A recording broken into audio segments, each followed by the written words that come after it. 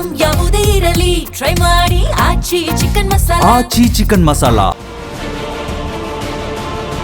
ಬೆಂಗಳೂರಿನ ಅಮೃತಹಳ್ಳಿ ಪೊಲೀಸ್ ಠಾಣಾ ವ್ಯಾಪ್ತಿಯಲ್ಲಿ ನಡೆದ ಕಾಲೇಜು ಯುವತಿಯ ಮೇಲಿನ ಗ್ಯಾಂಗ್ ರೇಪ್ ಪ್ರಕರಣ ಇದೀಗ ಇಡೀ ರಾಜ್ಯವನ್ನೇ ಬೆಚ್ಚಿ ಬೀಳಿಸಿದೆ. ಹೌದು, ಕಾಲೇಜು ಯುವತಿಯ ಮೇಲೆ ಸಾಮೂಹಿಕ ಅತ್ಯಾಚಾರ ಆರೋಪ ಪ್ರಕರಣದ ತನಿಖೆಯ ವೇಳೆ ಬೆಚ್ಚಿ ಬೀಳಿಸುವ ಸಂಗತಿಗಳು ಬಯಲಾಗಿದೆ. ಯುವತಿಯರನ್ನ ಮಾದಕ ದ್ರವ್ಯಗಳ ಬಲೆಗೆ ಸಿಲುಕಿಸಿ ನಂತರ ಅತ್ಯಾಚಾರ ಎಸಗಿ ವಿಡಿಯೋ ಮಾಡಿ ಬ್ಲ್ಯಾಕ್ಮೇಲ್ ಮಾಡ್ತಾ ಇದ್ದ ದೊಡ್ಡ ಜಾಲವೊಂದನ್ನ ಅಮೃತಹಳ್ಳಿ ಪೊಲೀಸರು ಬಯಲಿಗೆಳೆದಿದ್ದಾರೆ. ನಿಖಿಲ್ ಮತ್ತು ಡಿಕ್ಸನ್ ಈ ಜಾಲದ ಪ್ರಮುಖ ಆರೋಪಿಗಳಾಗಿದ್ದು, ಈ ಪೈಕಿ ನಿಖಿಲ್ ಮಾಸ್ಟರ್ ಮೈಂಡ್ ಅಂತ ತಿಳಿದು ಬಂದಿದೆ. ಆರೋಪಿಗಳು ಇನ್ಸ್ಟಾಗ್ರಾಂ ಮೂಲಕ ಪ್ರತಿಷ್ಠಿತ ಕಾಲೇಜುಗಳ ಯುವತಿಯರೊಂದಿಗೆ ಸ್ನೇಹ ಬೆಳೆಸಿ ಪಾರ್ಟಿಗಳಿಗೆ ಆಹ್ವಾನಿಸ್ತಾ ಇದ್ರು. ಅಲ್ಲಿ ಅವರಿಗೆ ಡ್ರಗ್ಸ್ ಬೆರೆಸದ ಪಾನೀಯಗಳನ್ನು ನೀಡಿ ಅಥವಾ ನೇರವಾಗಿ ಡ್ರಗ್ಸ್ ನೀಡಿ ಪ್ರಜ್ಞಾಹೀನರನ್ನಾಗಿಸುತ್ತಿದ್ರು. ನಂತರ ಅವರ ಮೇಲೆ ಅತ್ಯಾಚಾರ ಎಸಗಿ ನಗ್ನ ವಿಡಿಯೋಗಳನ್ನು ಫೋಟೋಗಳನ್ನು ತೆಗೆದು ಬ್ಲ್ಯಾಕ್ಮೇಲ್ ಮಾಡ್ತಾ ಇದ್ರು. ಈ ಮೂಲಕ ಅವರನ್ನ ಮತ್ತೆ ಮತ್ತೆ ಬಳಸಿಕೊಳ್ತಿದ್ರು ಅಂತ ಹೇಳಲಾಗ್ತಾ ಇದೆ. ಪಾರ್ಟಿಯ ನಂತರ ಆರೋಪಿಗಳು ಏನೂ ಅರಿಯದವರಂತೆ ವರ್ತಿಸಿ ಕುಡಿದ ನಶೆಯಲ್ಲಿದ್ದುವು, ಏನಾಗಿದೆ ಎಂದು ಗೊತ್ತಿಲ್ಲ ಅಂತ ನಾಟಕವಾಡ್ತಾ ಇದ್ರು. ಬಹಳಷ್ಟು ಯುವತಿಯರು ತಮ್ಮ ಗೌರವಕ್ಕೆ ಹೆದರಿ ಪೊಲೀಸರಿಗೆ ದೂರು ನೀಡಲು ಹಿಂಜರಿತಾ ಇದ್ರು.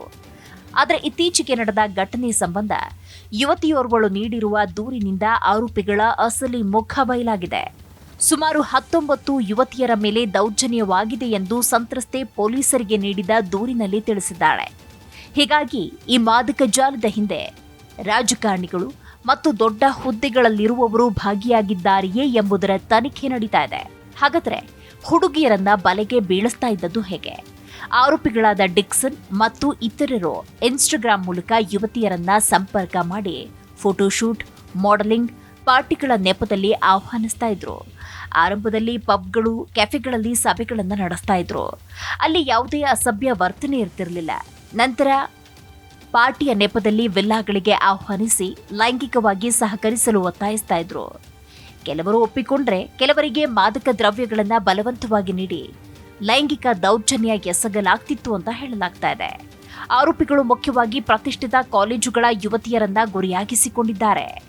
ಅನ್ಯ ರಾಜ್ಯದ ಯುವತಿಯರೇ ಇವರ ಟಾರ್ಗೆಟ್. ಹನಿ ಟ್ರ್ಯಾಪ್ ಕೇಸ್ ಆರೋಪಿತ ಯುವತಿ ತನ್ನ ಮೇಲೆ ಗ್ಯಾಂಗ್ ರೇಪ್ ನಡೆದಿದೆ ಎಂದು ಆರೋಪಿಸಿ ಬೆಂಗಳೂರಿನ ಅಮೃತಹಳ್ಳಿ ಠಾಣೆಗೆ ದೂರು ನೀಡಿದ್ದಾರೆ. ಪಾರ್ಟಿಯೊಂದಕ್ಕೆ ಕರೆದೊಯ್ದು ನನ್ನ ಮೇಲೆ ಅತ್ಯಾಚಾರ ಮಾಡಲಾಗಿದೆ ಎಂದು ಸಂತ್ರಸ್ತೆ ದೂರಿದ್ದು, ಈ ಸಂಬಂಧ ನಿಖಿಲ್ ಮತ್ತು ಡಿಕ್ಸನ್ ಈ ಇಬ್ಬರ ವಿರುದ್ಧ ಎಫ್ಐಆರ್ ದಾಖಲಾಗಿದೆ. ಇದಕ್ಕೂ ಮುನ್ನ ಒಂದು ದಿನ ಮೊದಲಷ್ಟೇ ಮಲ್ಲೇಶ್ವರಂ ಪೊಲೀಸ್ ಠಾಣೆಯಲ್ಲಿ ಯುವತಿಯ ವಿರುದ್ಧ ಹನಿ ಟ್ರ್ಯಾಪ್ ಕೇಸ್ ಕೂಡ ದಾಖಲಾಗಿದೆ. ಹಾಗಾದ್ರೆ ಯುವತಿಯ ಆರೋಪವೇನು? 2026ರ ಜನವರಿಯಲ್ಲಿ ಸಾಮಾಜಿಕ ಜಾಲತಾಣದ ಮೂಲಕ ಡಿಕ್ಸನ್ ಸ್ಯಾಂಡ್ರಾನ ಪರಿಚಯವಾಗುತ್ತೆ. ಸ್ನೇಹ ಪ್ರೀತಿಗೆ ತಿರುಗಿತ್ತು. ಬಳಿಕ ಇಬ್ಬರು ಹಲವು ಬಾರಿ ಭೇಟಿ ಕೂಡ ಆಗಿದ್ದೇವೆ.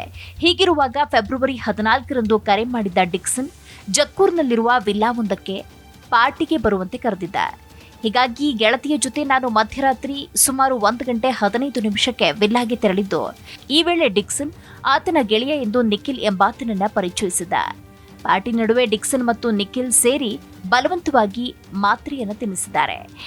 ಈ ವೇಳೆ ಕಣ್ಣುಗಳು ಮಂಜಾಗತೊಡಗಿದ್ದು ಡಿಕ್ಸನ್ ರೂಮಿಗೆ ಕರೆದೊಯ್ದು ತನ್ನನ್ನ ಮಲಗಿಸಿದ್ದಾನೆ. ಅದಾದ ನಂತರ ನನಗೆ ಪ್ರಜ್ಞೆ ತಪ್ಪಿದೆ. ನನಗೆ ಎಚ್ಚರ ಆದಾಗ ನನ್ನ ದೇಹದ ಮೇಲೆ ಅರ್ಧಂಬರ್ಧ ಬಟ್ಟೆ ಇರೋದರ ಜೊತೆಗೆ ಪಕ್ಕದಲ್ಲಿ ನಿಖಿಲ್ ಇರೋದನ್ನ ಕಂಡು ಶಾಕ್ ಆಗಿದ್ದೇನೆ ಅಂತ ಯುವತಿ ಹೇಳಿದ್ದಾಳೆ. ಮೊದಲೇ ಗಾಬರಿಗೊಂಡಿದ್ದ ತಾನು ಡಿಕ್ಸನ್ ಬಗ್ಗೆ ಕೇಳಿದಾಗ ಹೊರಗಿನಿಂದ ಬಂದ ಆತ ತನ್ನ ಬಟ್ಟೆಯನ್ನ ಕಿತ್ತೆಸೆದು ಇಬ್ಬರು ತನ್ನ ಮೇಲೆ ಲೈಂಗಿಕ ದೌರ್ಜನ್ಯ ನಡೆಸಿದ್ದಾರೆ. ಈ ವೇಳೆ ತಾನು ಜೋರಾಗಿ ಕಿರುಚಾಡಿದ ಪರಿಣಾಮ ನನ್ನನ್ನ ರೂಮ್ನಲ್ಲಿ ಲಾಕ್ ಮಾಡಲಾಗಿತ್ತು. ಬಳಿಕ ಮರುದಿನ ಮಧ್ಯಾಹ್ನದ ವೇಳೆಗೆ ಆರೋಪಿಗಳು ರೂಮ್ ಬಾಗಿಲು ತೆರೆದಿದ್ದು, ರಾತ್ರಿ ನಡೆದ ವಿಚಾರವನ್ನ ಯಾರಿಗಾದ್ರೂ ಅಥವಾ ಪೊಲೀಸರಿಗೆ ಹೇಳಿದ್ರೆ ನಿನ್ನನ್ನ ಜೀವ ಸಹಿತ ಬಿಡುವುದಿಲ್ಲ ಅಂತ ನಿಖಿಲ್ ಬೆದರಿಕೆ ಹಾಕಿರುವುದಾಗಿ ಯುವತಿ ಆರೋಪಿಸಿದ್ದಾಳೆ. ನಿಖಿಲ್ ಮತ್ತು ಡಿಕ್ಸನ್ ತನಗೆ ಮಾದಕ ವಸ್ತು ನೀಡಿ ಲೈಂಗಿಕ ದೌರ್ಜನ್ಯ ನಡೆಸಿರುವುದಾಗಿ ಯುವತಿ ಸಾಮಾಜಿಕ ಜಾಲತಾಣದಲ್ಲಿ ಬರೆದುಕೊಂಡಿದ್ದಾಳೆ. ಫೆಬ್ರವರಿ 21ರಂದು ಯುವತಿ ದೂರು ನೀಡುವ ಮೊದಲು ಆರೋಪಿ ನಿಖಿಲ್ ಮಲ್ಲೇಶ್ವರಂ ಪೊಲೀಸ್ ಠಾಣೆಯಲ್ಲಿ ಆ ಯುವತಿ ತನಗೆ ಬ್ಲ್ಯಾಕ್ಮೇಲ್ ಮಾಡುತ್ತಿದ್ದಾಳೆ ಎಂದು ದೂರು ದಾಖಲಿಸಿದ್ದಾನೆ. ನಂತರ ಯುವತಿಯ ದೂರಿನ ಆಧಾರದ ಮೇಲೆ ಅಮೃತಹಳ್ಳಿ ಪೊಲೀಸ್ ಠಾಣೆಯಲ್ಲಿ ಗ್ಯಾಂಗ್ ರೇಪ್ ಪ್ರಕರಣ ದಾಖಲಾಗಿತ್ತು. ಆರೋಪಿಗಳು ಯುವತಿಯೇ ತಪ್ಪಿತಸ್ಥೆ ಎಂದು ಬಿಂಬಿಸಲು ಯತ್ನಿಸಿದ್ರು ಅಂತ ಹೇಳಲಾಗ್ತಾ ಇದೆ. ಪ್ರಕರಣ ಸಂಬಂಧ ನಿಖಿಲ್ ಹಾಗೂ ಡಿಕ್ಸನ್ ಅನ್ನ ಪೊಲೀಸರು ಬಂಧಿಸಿದ್ದಾರೆ.